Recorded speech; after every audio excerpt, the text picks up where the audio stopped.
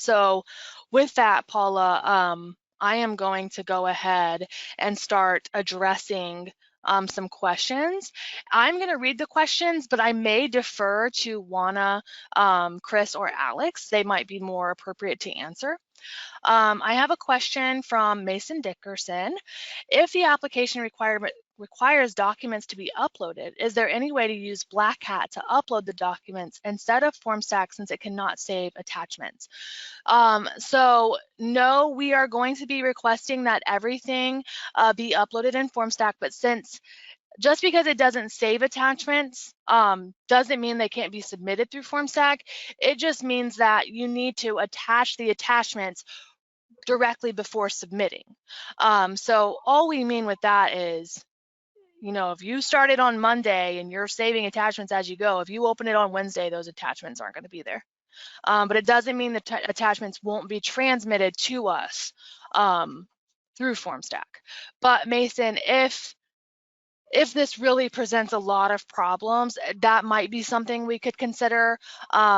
It's just tough because sometimes we have new applicants who have never been in Black Hat before, and so that would require us to give them Black Hat access and then also give them training on where to go in Black Hat. It just creates another layer there.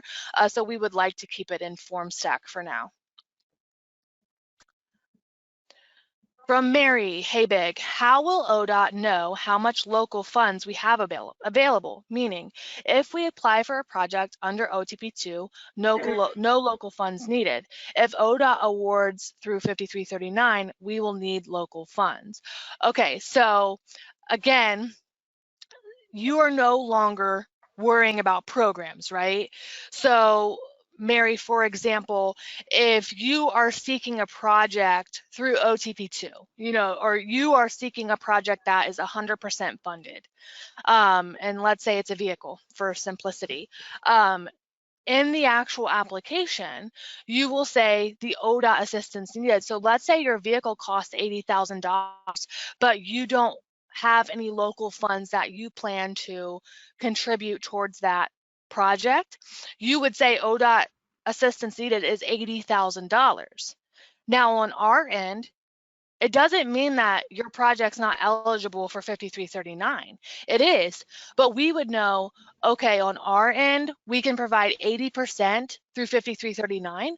The other 20%, we can do TDC, we can do OTP2, we can do RTP.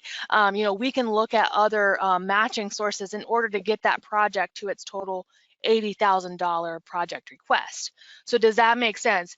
You don't have to worry about that. If you don't have local funds for that project, if you're saying, ODOT, I need this project and I need you to apply 100% of the total project cost, you say that in your application, and then behind the scenes, we are looking at, okay, Mary's vehicle is eligible under 5311, 5339, OTP2, RTP. How can we combine this funding together to leverage those dollars the most effective way? You're no longer burdened with that, if that makes sense. Let me know in the questions pod if that doesn't answer your question. From Christopher Wineland, if I mispronounce anybody's names, I am so sorry. For a municipal system serving fewer than 200,000 residents in an urban area with $5311, should a system apply for both urban to serve the city and rural to serve the county?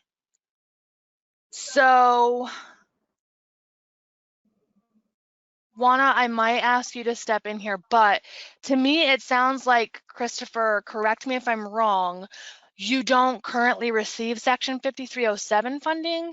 I'm not sure, but in the case like what I was talking about earlier with Toledo, Toledo receives $5307 directly from FTA, and those $5307 are those federal funds dedicated to public transportation in urbanized areas greater than 200,000 or greater than 50,000, I should say. And so they're using those funds for that service and then applying to ODOT for potentially 5311 funds for the rural areas. So if you don't receive 5307 funding for your small urban area, technically you could apply for, you could be considered for OTP2 funds for that. But Juana, I guess I'd want to speak, have you maybe chime in on sustainability of that long term. I don't know that, we could have OTP2 submit a urban transit system, but just to answer your question, Christopher, if you wanted to apply for funding, assuming you don't have 5307 dedicated funding for your urbanized area, yes, you would submit an application for that area between 50,000 and 200,000. If you need operating funds, whatever that may be, you would submit an application for that. And then for those projects that would take place in areas of less than 50,000, which is what's considered rural, you would then submit an application for that. So I hope that answers your question. Juana, do you have any comments on that question? I did want to elaborate a little bit. So I realize there are rural agencies that may provide transportation to cities or large urbanized areas.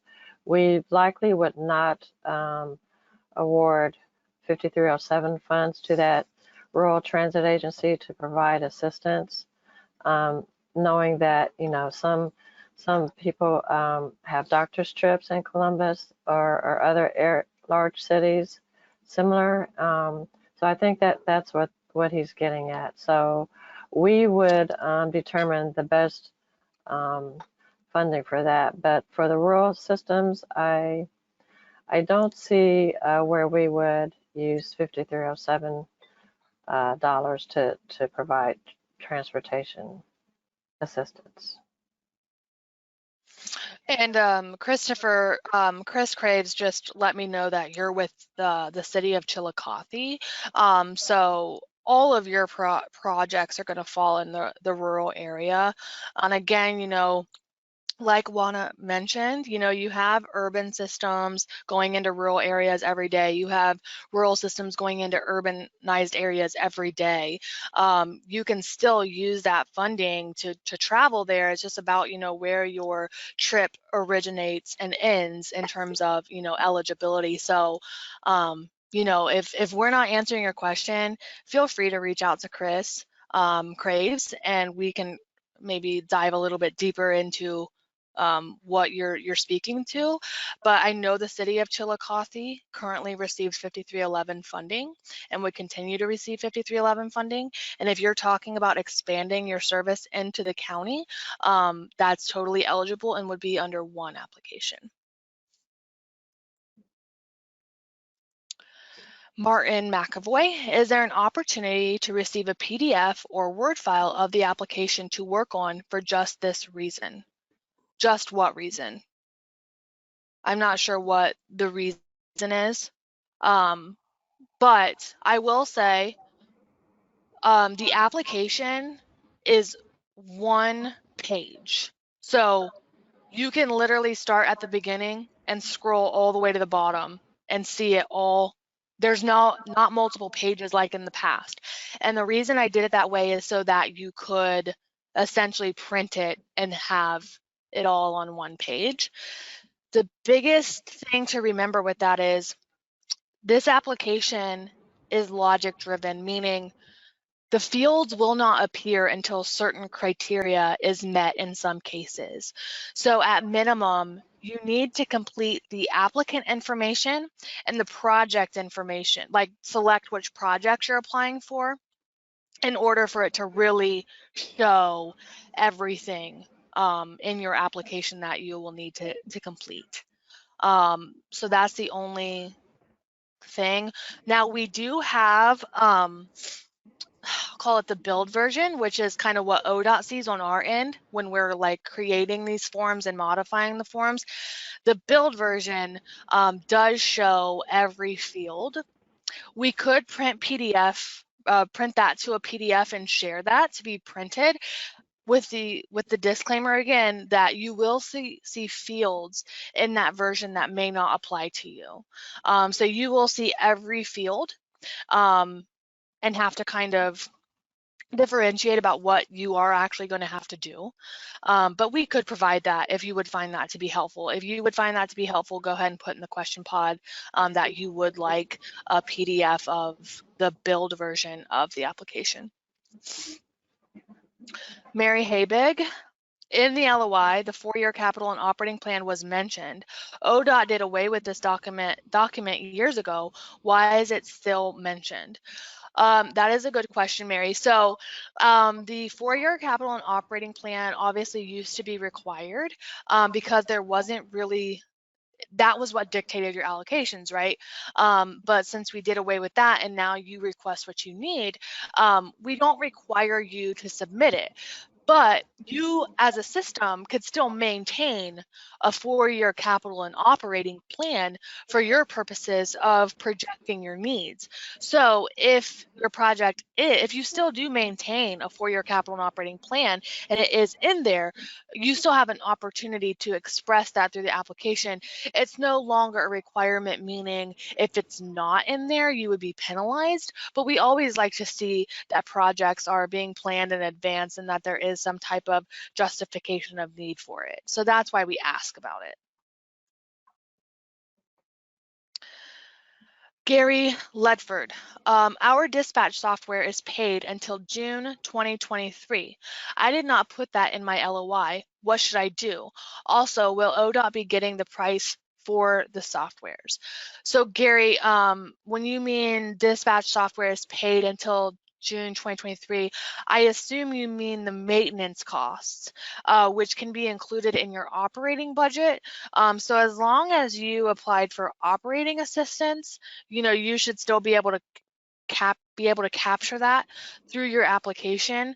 And in terms of getting the price for the software, again, I assume you mean maintenance costs moving forward. Please correct me if I'm wrong, but I can talk to Joachim Bean about getting some of those figures to help with your estimations in your budget.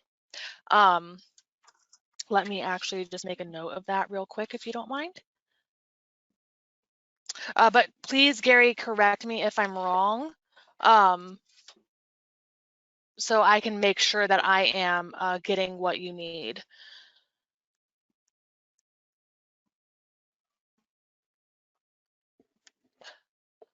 And again, put that in the questions pod if you do, that does require clarification. Diane Gill. For the budget narrative, when we do revisions, should we be revising the narrative as well? So Diane, again, I'm taking some liberties with assuming what you mean. So I think that you mean if once you're approved through the application and you're just going through your program year, implementing your project, and you're like, hey, originally I estimated needing this much money for travel and this much money for advertising, but a global pandemic happened, so we didn't travel, and now we're moving that to advertising. So I think that that's what you mean by doing a budget revision. You do not have to go back into the narrative and adjust it. What you would do in that case is you would reach out to your program coordinator. You would say, I need to modify my project budget. This is what I'm going to be modifying. I'm moving money from X line item to this line item. This is the nature of the additional costs that will be claimed. So if you initially had a budget of $1,000 for advertising, but you're adding $2,000, we would request you to explain what would be included in that $2,000 you're adding to that line item. Again, just so we can make sure that it is eligible and allowable. But that would be done through an email request to your program coordinator at the time the revision is needed. You wouldn't be going back into the application and modifying it. We would keep record of that for your project on our end.